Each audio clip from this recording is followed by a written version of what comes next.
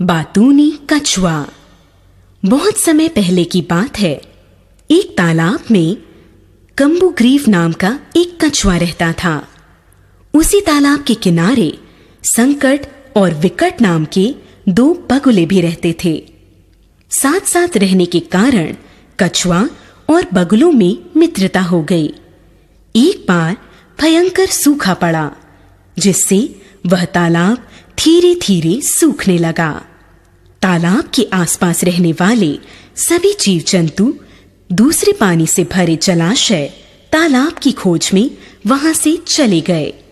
यह देखकर बगुले भी दूसरे तालाब की खोज में जाने की तैयारी करने लगे।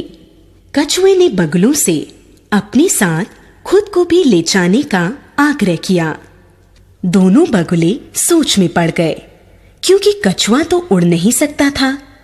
अपने मित्र संकट और विकट को चिंतित देखकर कम्बुग्रीव कछुए ने उपाय सुझाते हुए कहा, तुम लोग कहीं से एक मजबूत लकड़ी ले आओ, फिर तुम दोनों उसके दोनों किनारों को पकड़कर उड़ोगे और मैं उस लकड़ी को बीच में अपने दांत से पकड़ लूंगा।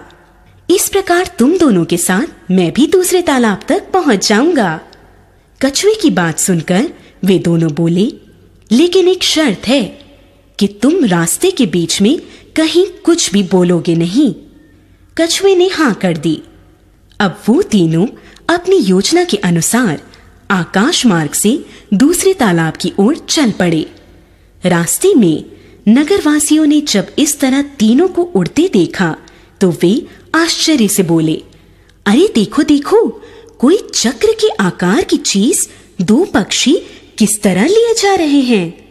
लोगों द्वारा इस तरह शोर मचाने से क्रोधित हुए कुंभग्रीव ने नगरवासियों के विरुद्ध कुछ बोलने के लिए जैसे ही मुंह खोला, वैसे ही लकड़ी उसके मुंह से छूट गई और वह सीधा जमीन पर आ गिरा और मृत्यु को प्राप्त हुआ।